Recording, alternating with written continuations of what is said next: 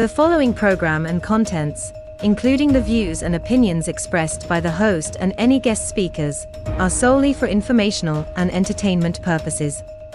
The views and opinions expressed are not endorsed or supported by REL-MAR McConnell Media Company, the X Zone Broadcast Network, their employees, affiliates, or advertisers. The host and guest speakers are solely responsible for their own perspectives, and their views do not reflect those of REL-MAR McConnell Media Company, the X Zone Broadcast Network, their employees, affiliates, or advertisers. The information provided in this program should not be considered as professional advice or as a substitute for professional consultation. Listeners and viewers are encouraged to form their own opinions and seek independent advice when necessary. REL-MAR McConnell Media Company, the X Zone Broadcast Network, their employees, affiliates, and advertisers hereby disclaim any liability for any claims, damages, or losses incurred as a result of the information presented in this program.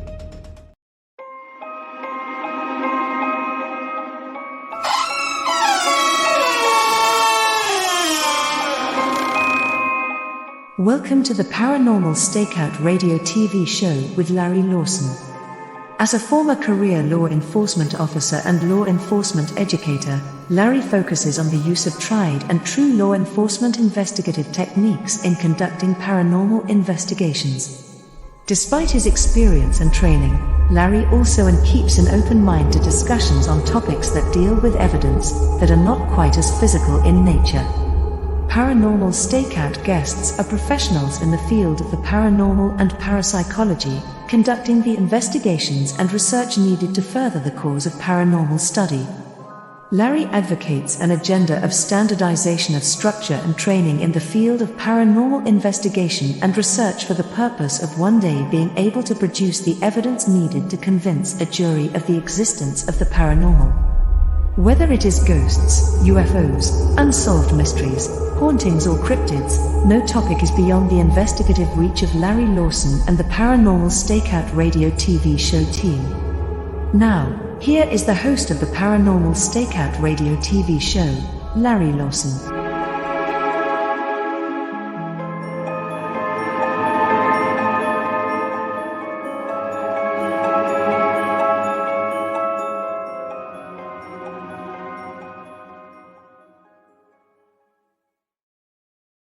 Hello, everyone, and welcome back to Paranormal Stakeout. I'm your host, Larry Lawson, coming to you from our headquarters in beautiful Vero Beach, Florida. Great to have you back tonight. It's been a long week, but a good week. Moved some family up north. Had to say goodbye to his son for a little while as he goes into training, but life moves on. So welcome to everybody on the show. I want to make some comments to you up front, though. If you're interested in finding out what me and my team down here in Vero Beach are doing, check us out on our websites at paranormalfbi.com or indianriverhauntings.com. We're also on YouTube at Indian River Hauntings 2341. We just uploaded some stuff on there. So if you're interested in seeing a little bit about what we do, check that one out. And obviously, here I am on the X Zone Broadcast Network with you, and you can get a hold of me through this show, and you can write me if you have questions, thoughts, or comments, things you want me to bring up on the show, answer some questions, or get some answers for you. You can get a hold of me at ghostguy@paranormalstakeout.org. So, let's hear from you. Let's get some questions on the show that I can help you with. Tonight's an interesting guest. I'm very, very excited to have Mr. Josh Lewis on the show. Josh is a successful small business owner, filmmaker, father, which is most important, and also a medium and a member of the paranormal research family. He kind of came through a troubled past, and he struggled to understand the world around him a little bit. He finally found his purpose within it, following in a very, very simple and profound way. Starting in 2012, his intuitive nature drew him to seek the truth regarding paranormal events and the existence of the afterlife. His intuitive abilities developed, and he discovered he was able to communicate with souls on the other side. He created a group called H.O.P.E, Helpers of Paranormal Entities, to help spirits cross over and give people some closure with their grief. So with that, I'm really excited to have Mr. Josh Lewis on the show tonight. Josh, welcome to Paranormal Stakeout, my friend. Hey, Larry, glad to be here. It's an honor. I got to ask you something. As I'm sitting here listening to you talk, I feel like I've seen you before, and I thought that was in the post office. That picture in the post office. That's good. Just kidding. That was good. You might know. I think you might know Scotty Burns, right? I do. Okay. I do. Yeah. We're part of Paranormal. I started working with Scotty in the beginning of all of my whole journey. Scotty was one of the first people her and John Zapp, Adderhall, I love Zapp. And those two are very special people in my life, that, I don't get to see them as much anymore. And but War Party and what they're doing, and good people. And I'll meet up with them sometimes. They'll invite me, and I'll go and I'll show them what I'm doing, and they'll show me what they're doing and stuff. But yeah, John and so I remember seeing something that she posted, and I remember seeing your face. And as you said, Indian, I went, oh, wait a minute, so that's how I just got that. Anyway. And you're one of the few guests I have in the show that I can say are actually south of me. You're down in beautiful Miami. Right. So I'm at West Palm Beach. I'm right around where Scotty and John are. Okay, yeah. You're not too far south of me. Well, obviously we have some similar friends and some acquaintances. My guests don't know a whole lot about Josh Lewis, and you've got quite an interesting background. So take a couple seconds, if you could, and tell us about yourself. Tell us how you got to where you're at today. Yeah, I like you read, I had a very troubled past. I'm someone that, I had addiction in my life. I had to deal with a lot of stuff. I had to overcome a lot of difficulties that were in my life that, some could say I brought on myself. Some could say it's part of the disease of addiction, or whatever you want to say.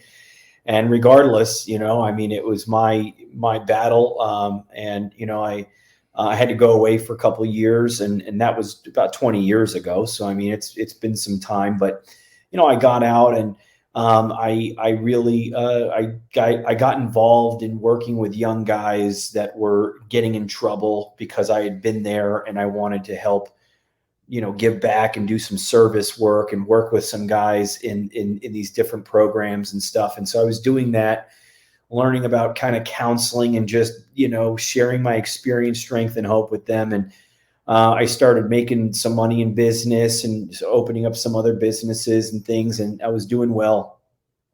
And I did well enough where I kind of was like, I'm going to take some time off, and I'm going to start looking at the things that I'm really interested in. And one of the things, other than spirituality, was that I wanted to know really what happens to us when we die. And I don't want to just take, Zach Bagan's word for it or anyone else's word for it. I want to, find out myself. So, I started seeing some YouTube channels and some other things. And this was, in 2012, pretty much. And, I saw there was a PSB-7 little spirit box. I saw you can have a little voice recorder, and so we started going out into locations, cemeteries and places. In fact, some of the times we would meet Scotty, and we would meet John, and we'd meet their other team that they were working with at the time. They're no longer working with now. And, and we go out there, and they were teaching us what they were doing. I was adopting some of their techniques and some of what they were teaching me. And I was recording stuff, and I was getting, very real answers. Help me, I'm here. Need the light, get out. I'd hear some of these responses from the recorders and stuff. And it was just amazing. I knew then that there was definitely something going on. I was definitely getting real evidence. My partner, Nikki, and I, we found that we were starting to pick up on, intuitively, we were starting to pick up on stuff out in the field, and then get validation that what we were getting was right. So I started working with Deborah Lynn Katz, PhD. She runs the International School of Clairvoyance. She's the president of the International Remote Viewing Association, and a very just trusted person in the field. And and I became one of her, I don't want to say one of her best students, but I became a good student of hers.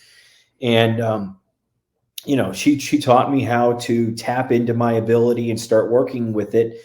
And I started doing session or readings for people. I started doing them for free, just to kind of to get practice. And And of course, every reading I was getting some detailed, interesting information that was verifiable that I didn't know prior to the call or prior to the reading. And so, amazing stuff was coming through. And at the same time, while I was developing my intuitive ability, which I still am, I was still working on ITC, instrumental trance communication, which is what any of us do if we go out into the investigative field. If we're using equipment, we're using instruments, tools to communicate with the other side, that's ITC. Some people take it to the next level. Some people just keep it, kind of basic. And I started to do a little bit more with it. Well, let me stop you there then. Yeah. Some of my audience may not truly understand the breadth of ITC, instrumental trance communication. Can you kind of give us a tutorial of your understanding of it? And sure. Yeah, I mean, ITC is started with guys like Thomas Edison, Nikola Tesla, Konstantin Radovow, Frederick Jurgensen, Marcello Bacci. I mean, all of these guys are guys that worked in the worked with instrumental trance communication, using an instrument to communicate transdimensionally with intelligence on in another dimension. I mean, that's the idea of it, and so it's been worked on for over 100 years. And you're mostly talking about radio waves, electronic waves, vibration frequency, those types of things. Yep. So I mean that, and I started working with someone in the field that I trusted at the time. I mean, some things have come out now that I mean, I guess that he's not as respected or whatever. But the fact is that, and I won't go into the names, but the fact is that I didn't care what anyone else thought of anyone else. If you were open-minded and you were willing to try and do some new things, I was willing to look at it and try it myself. If I saw someone on a video or I saw someone trying a technique, doing like the Estes method or something like that, I would want to try it. I want to say, well, hey, if they're doing it, I'm going to try it. I'm going to give it a fair shake, and see what happens. And some of the things I tried didn't work very well, but some of the things I did, they worked exceptionally well, especially for me. So, I just kept going with that. One of the big things that I love to do is to use my intuitive ability, because this for me, and I find that it works the same with others, but I'll speak for me. If I don't intuitively connect to an energy, they don't come through my equipment that well.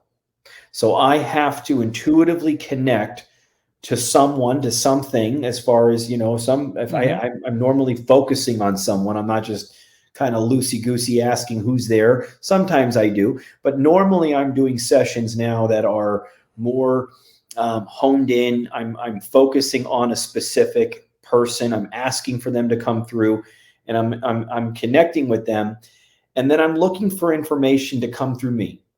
And then after I get something, or if I'm getting some information through me, I will say it. But then I'm looking for the validation to come through the equipment, and that's what I found early on that would happen, and I'm still finding that out. I'm still finding that that's the truth now.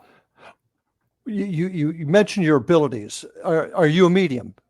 I am a medium. I'm a trained medium from Deborah, as far as she taught me how to bring out those abilities, and I've done over 3,000 paid readings to date now.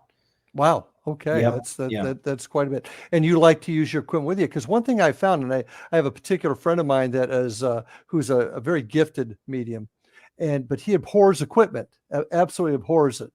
And I find it interesting that you're using it in connection with your abilities. Yeah, it's interesting, Larry. I got to tell you that you just kind of summed it up. I like, because this is the problem. This is what bothers me. What bothers me is you've got paranormal people. I'm going to exclude Scotty and John, but those types of people normally, and those people are open. So those two I can vouch for as being good, open people that I care about, that I know. But the majority of paranormal people are very, it's a lot of darkness. There's a lot of evil. There's a lot of,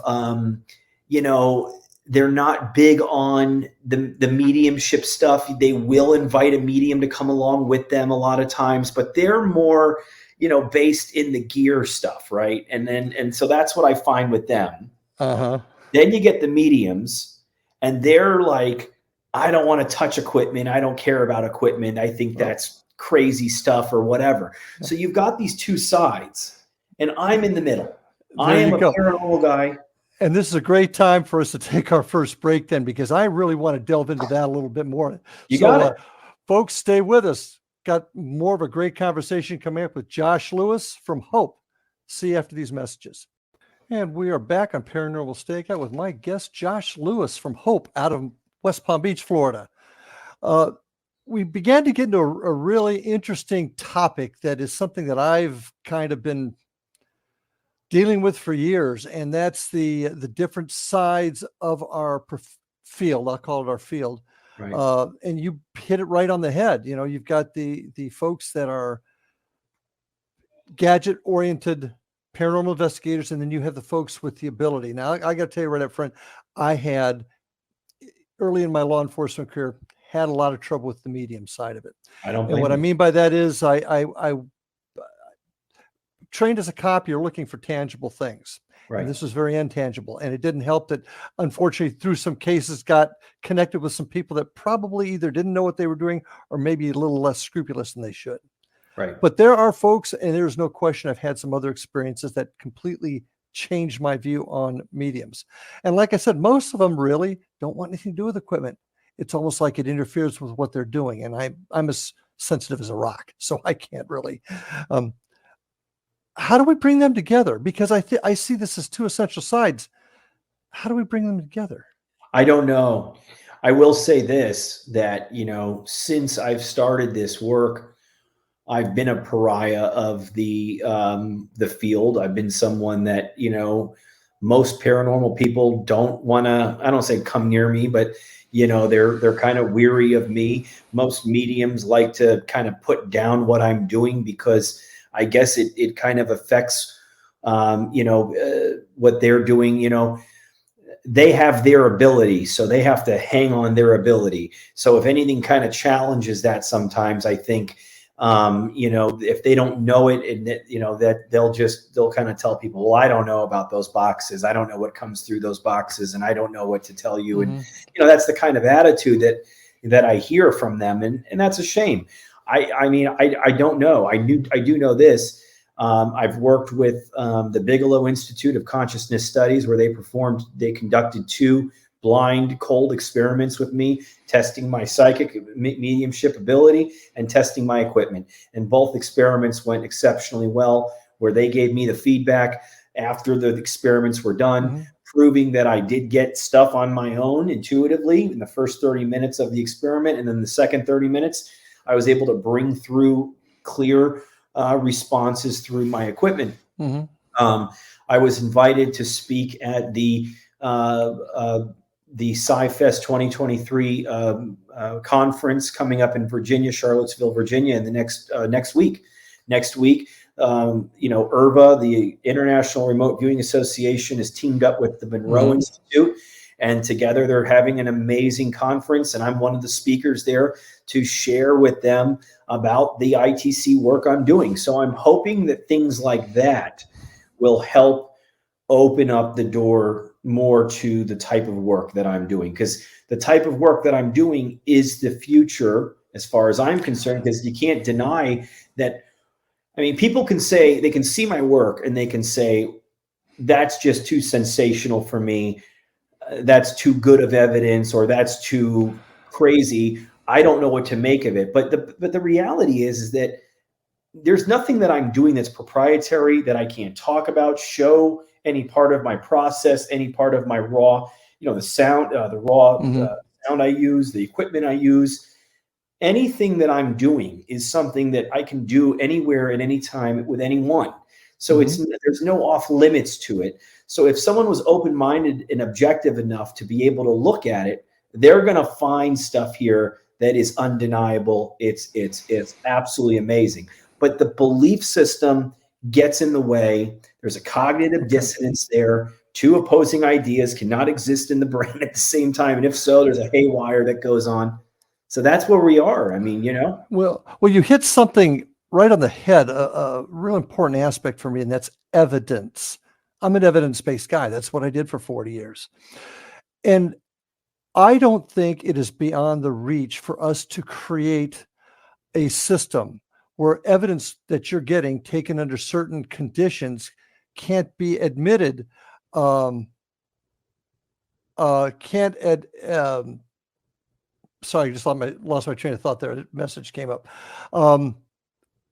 We've got to get evidence. We've got to get to the point where we can collect evidence and process it, look at it, evaluate it, and use it to present to a jury of our peers. And what I'm getting at with this, you're talking about you're testing, and you've been tested as far as your abilities. You do your work then. Why can't we do it in a almost like a laboratory setting where you've got maybe outside folks watching, recording it, right? Skull experiment type kind of thing, Skull experiment, exactly. So that's where we've got to go to get people to start to understand that evidence can be obtained, that we can collect it. See, the problem right now is, once again, I talk to friends of mine that are mediums, and they'll say, you can't quantify what I did. There's no way you can prove what I did. I agree with them on that. I understand. But why not use equipment to verify it as you're doing, particularly with the Estes method? And for those that don't know it, that's where you're wearing a person's wearing headphones, noise canceling, blinded, outside the sight of the person asking questions, and all they do is answer what comes across this box, which is going through radio waves very quickly, to put it simply. And if we can come up with a structure to create that kind of evidence, you don't want to create evidence, but create the circumstance, the environment, create the environment. That's what I'm looking for. Right. That's what I think really needs to happen. I agree. I mean, I'm going to be very honest. I'm going to talk about something right now that is one of the most verifiable things that I've worked on. And people were absolutely upset in the beginning when I started doing it, but I don't care, because I do what I do with love and respect. I'm real. I have no problem talking about it and doing it with anyone else. So there's charlatans as mediums. There's charlatans in the paranormal field. There's charlatans in all of it, and they muddy the waters, and that really hurts. But I'm going to tell you, Gabby Petito. When Gabby Petito was missing, her body was not found.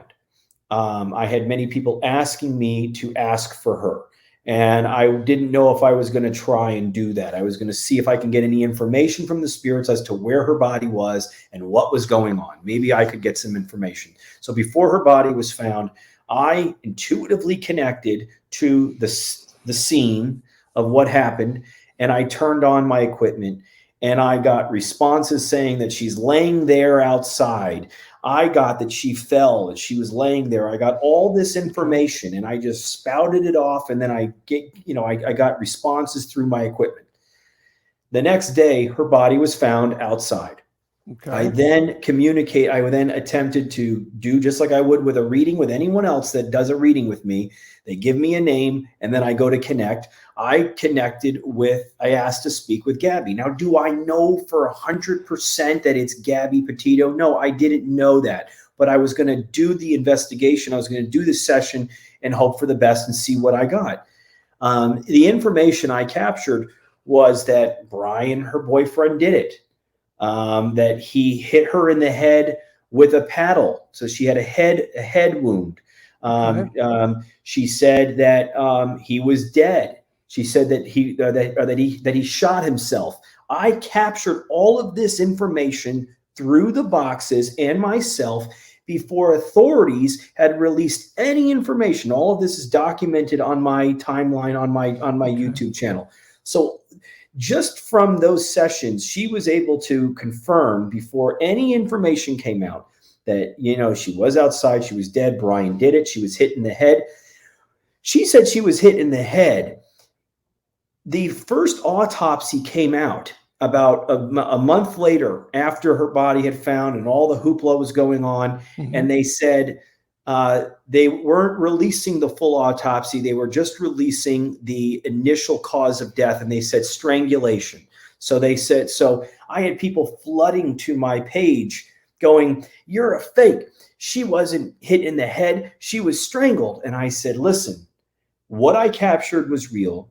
And I would give it some time before I would make that determination. Let's see the full autopsy come out. I don't know. I don't know if that's true, but this is what I got and this is it. Well, a couple months after that, the full autopsy was released and they said there was two things that happened to her. First, she was hit in the head. She had blunt head trauma to the head, and then she was strangled, had strangulation. So we got about 5 or 6 different pieces of information, detailed information about her death prior to any information being released, and it's all documented there. That has now happened multiple times, not on a case that big, but on other cases, other things that I've worked on. So, here's the question I'm going to ask you. Yeah. And not questioning it at all. No. But when you did this, did you have other people present? Did you have witnesses?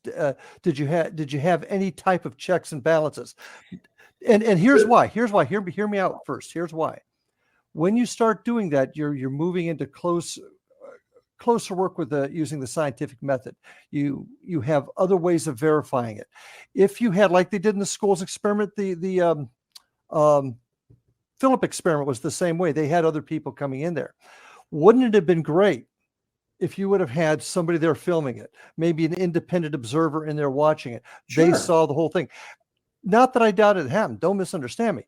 But that's the type of thing that we need to do to start moving this from. You're absolutely right, Larry. Let me just say this.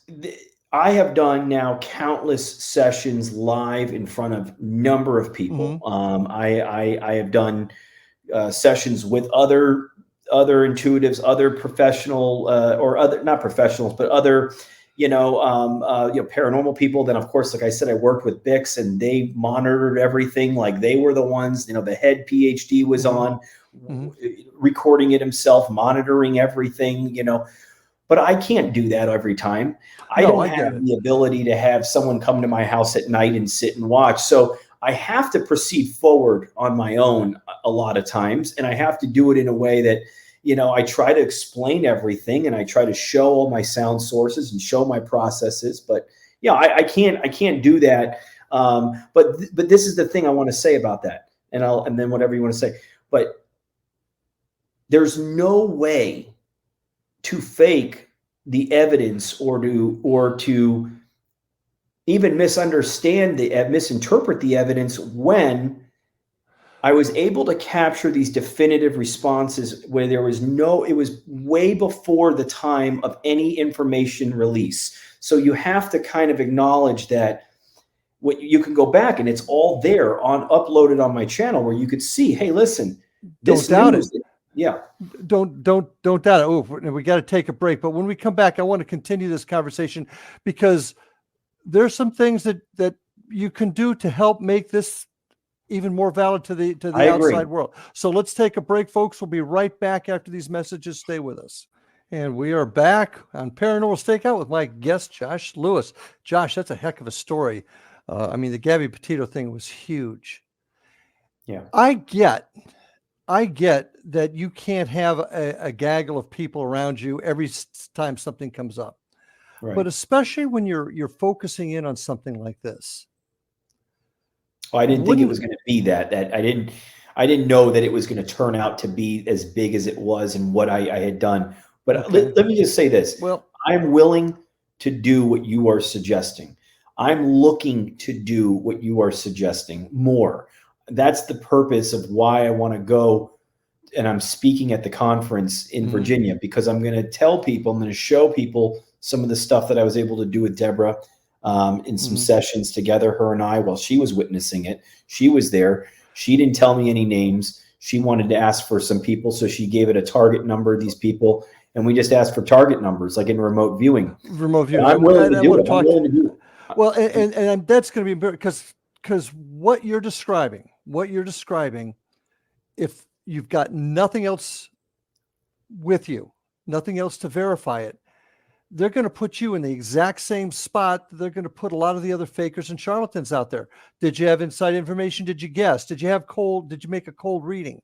And what I am trying to do here, okay, is get our entire field to the point where we are collecting evidence and we are putting these pieces of the puzzle together in a cohesive structural way so it can be used as evidence. Because there's no way, and you got to admit this, there's no way you can actually 100% prove you didn't get the information from somewhere else. Now, I am not accusing, I'm not saying you did, but that's what's been happening in this field for years.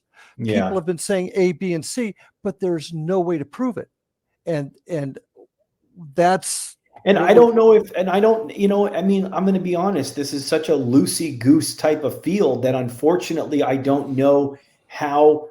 I mean, I'm one of the few definitely doing some really sensational stuff. So, people are kind of, some people get up in arms about it, but I'm always willing to go the extra mile and say, hey, I'm willing to prove it. I'm willing to show my method. I'm willing to sit in with you. I'm willing to have I've done that a couple times and I'm willing to keep doing it. In fact, I want to do it more with other institutes. I want to do it with other people. I want to work with other professionals to show that this is what's going on. When I speak at the conference and I'm going to say, listen, Deborah was on, this is what we've got. I'm going to show you some of the evidence I've got, but there's still a lot to figure out here. There's still a lot to. Exactly. Yeah. And I don't have it all figured out. You know what I mean? And that's a problem with the field as a whole. We have been stagnated for so long that nothing has really progressed. A lot of people talk, a lot of people show stuff. I mean, on my side, the more gadget side of it, if you will, we haven't taken a step past that. Half the people that do their investigations of their equipment don't even know the fundamentals of how it works. We've got to change that side of it also. But for folks on your side of the fence, we've got to come up with a way that it isn't loosey-goosey. I agree. We've got to. Otherwise, why are we doing it? No, I mean, I agree. I mean, listen, I have a channel that I share my work. I've got patron members that join me to do my group sessions. I do private readings for people. I do private sessions. The majority of the sessions I do are for family, or not for my family, but for people that are looking for family, like regular unknown people. It's just regular people. I do ask for well-known people sometimes. If someone asks me to try to reach out to a well-known person, I'll ask and I'll say, listen, I don't know if I'm getting this person.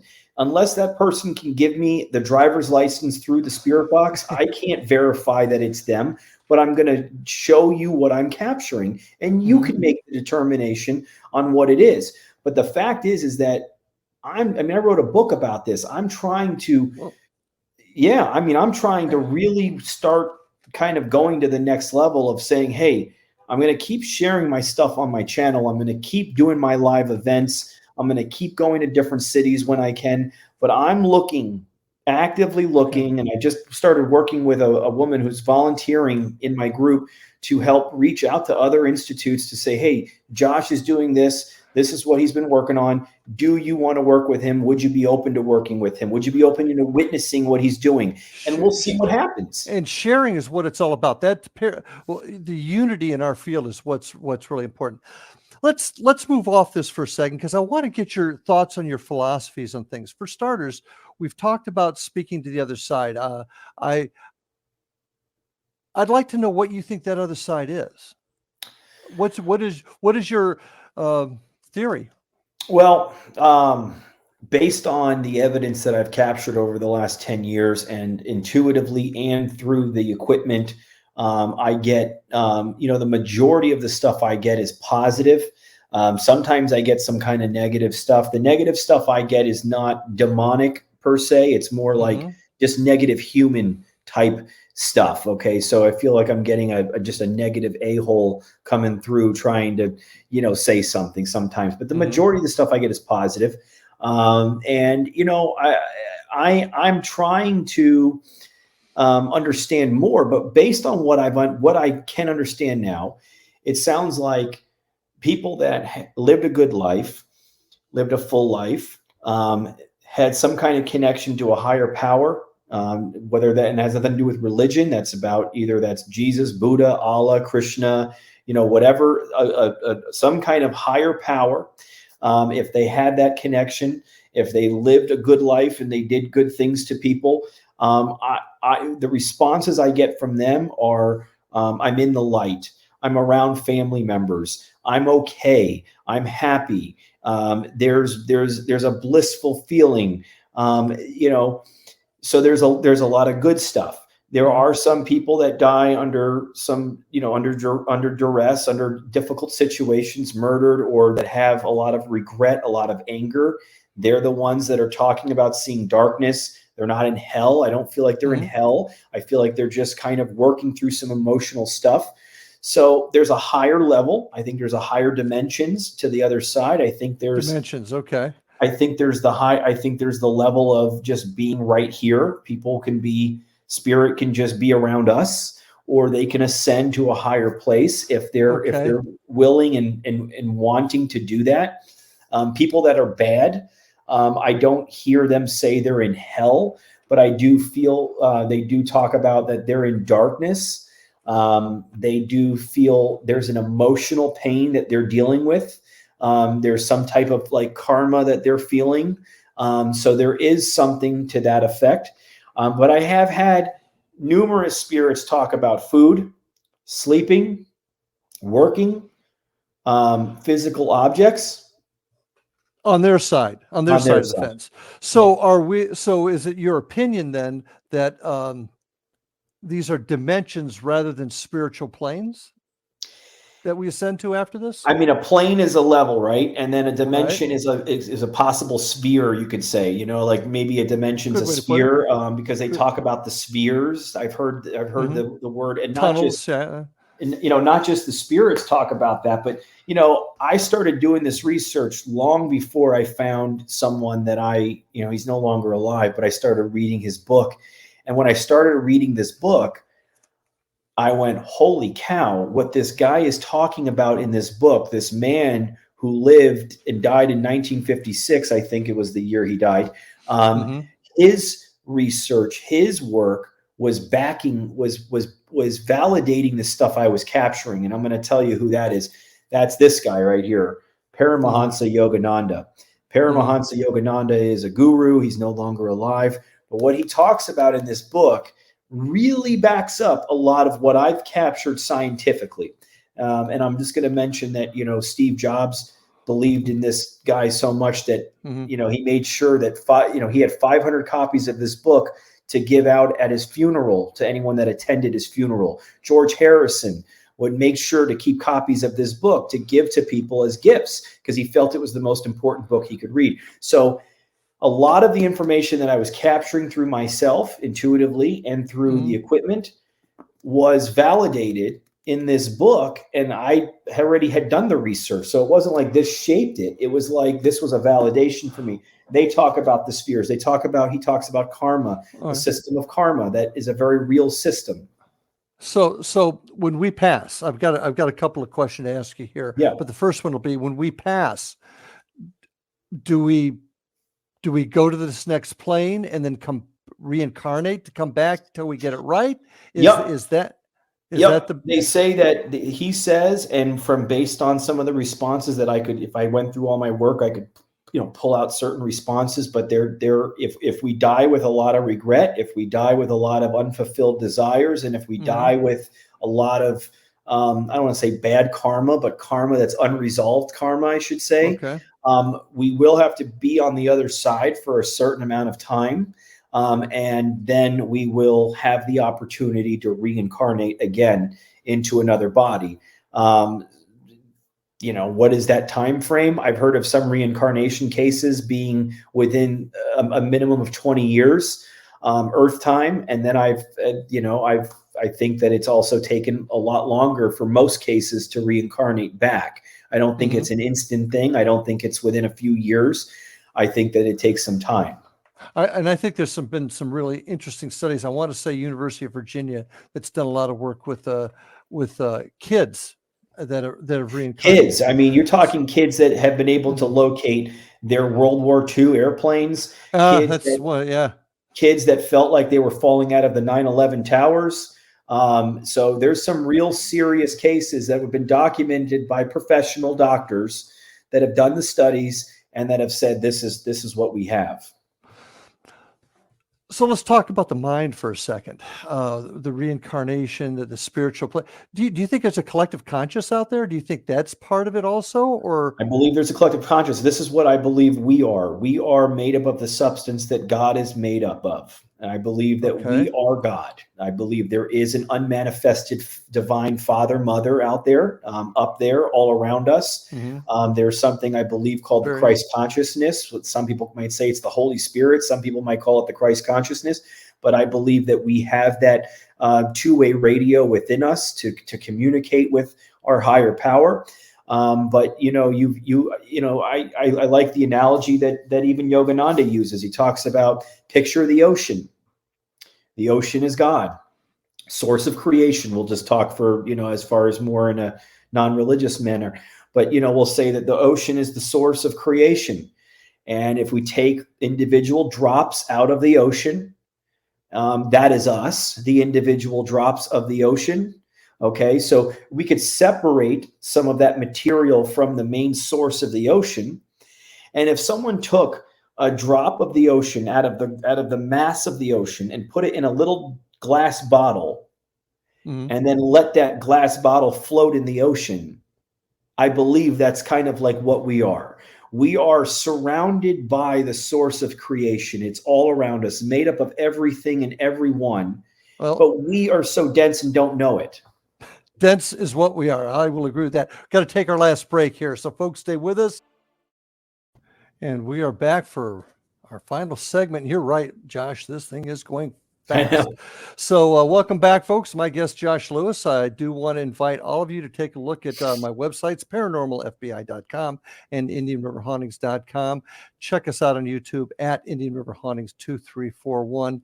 But I also want to encourage you to take a look at all the other great programming on the network. Go to xzbn.net to see all the great shows that are out there and all the terrific things that are happening with the REL-MAR Corporation and Simul TV. That a whole bunch of great things are happening on the X Zone Broadcast Network. So do take a look at that.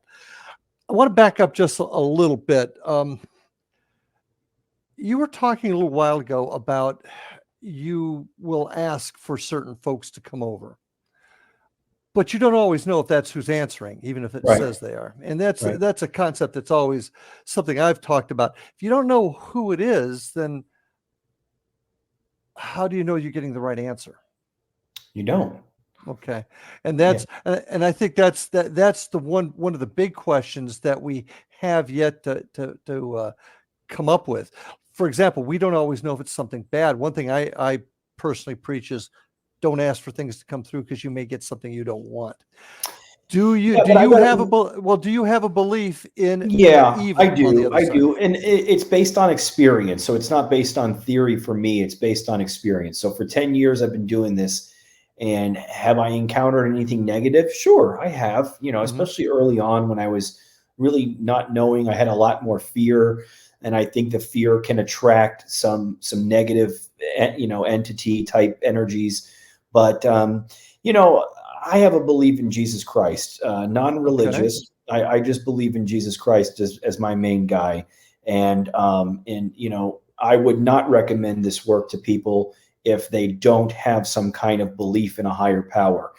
Just because I feel it would become, it can get confusing, or you may encounter some things that may be negative, but they're not necessarily, I'm not saying you can't be hurt by something on the other side. I mean, it is possible. I have seen some cases that, some hauntings have been, a little bit difficult for some people. So I'm not going to say that, but, I don't know. I mean, I've done this for a long time now, over a decade, and I've done hundreds and hundreds and hundreds of sessions. And the majority of the stuff that I get is positive. Now, does that mean that it is the person that I'm intending to reach? No, it does not mean, just because it's positive doesn't mean I'm getting that person.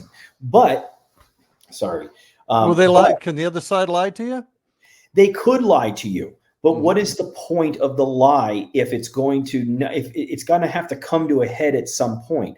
I'm not letting anyone possess my soul. I'm communicating with them through my equipment, and I'm connecting with them intuitively.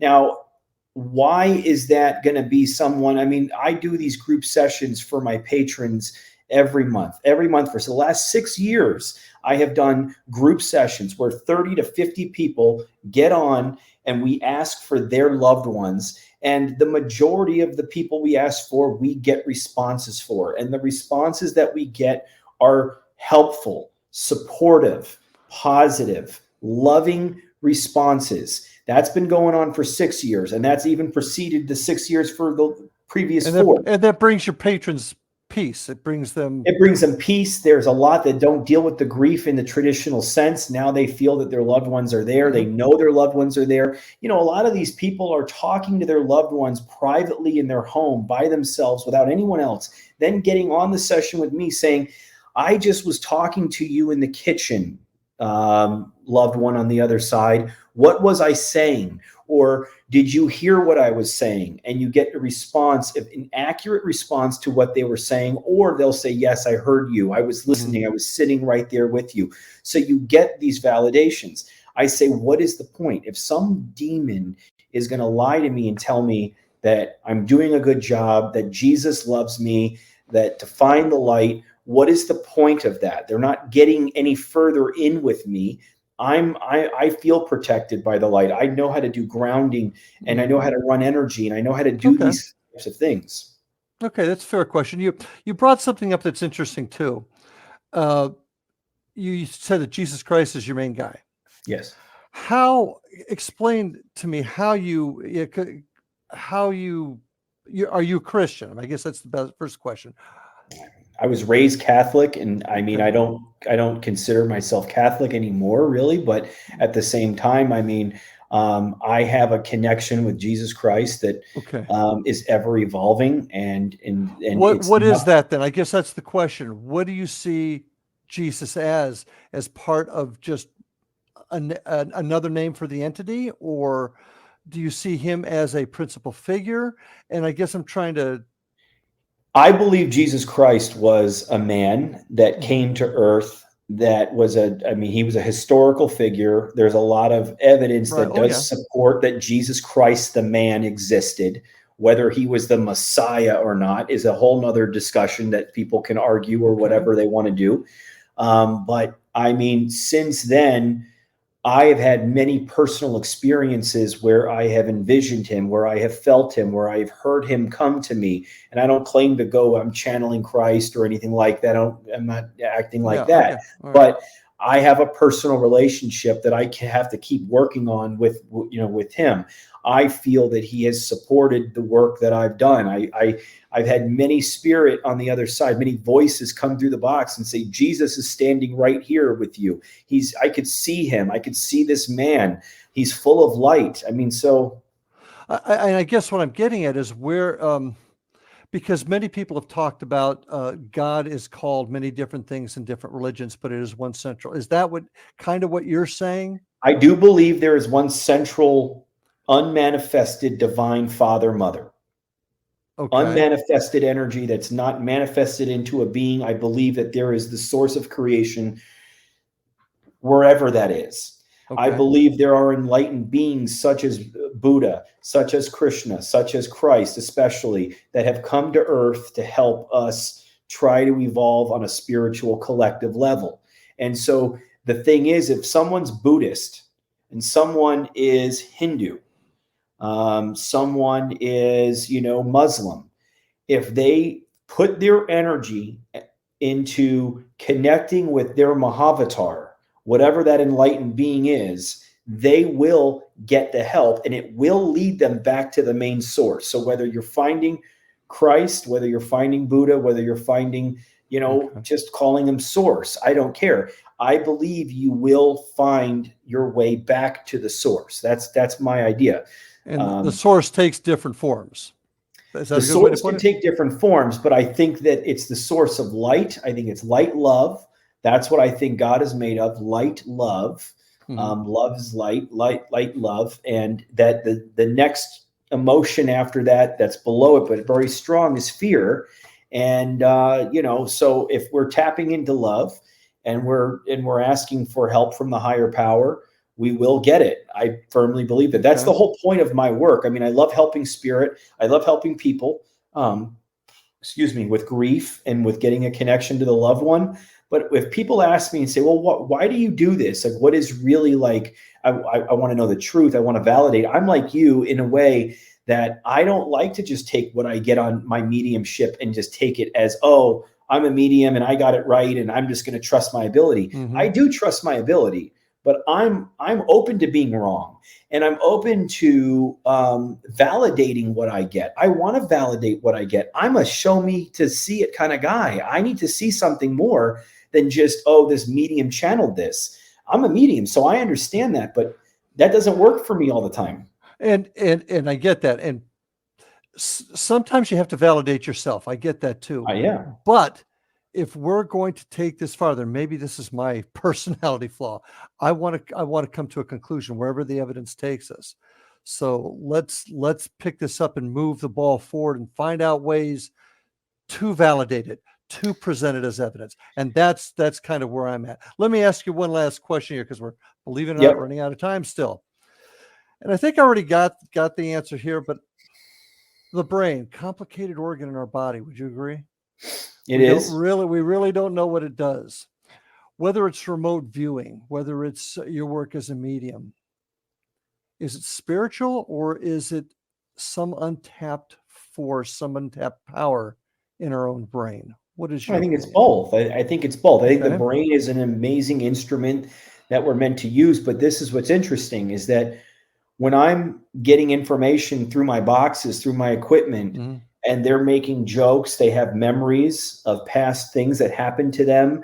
They know what's going on. They say very intelligent statements. How are they able to have memory and make intelligent statements and have personality when there's no brain?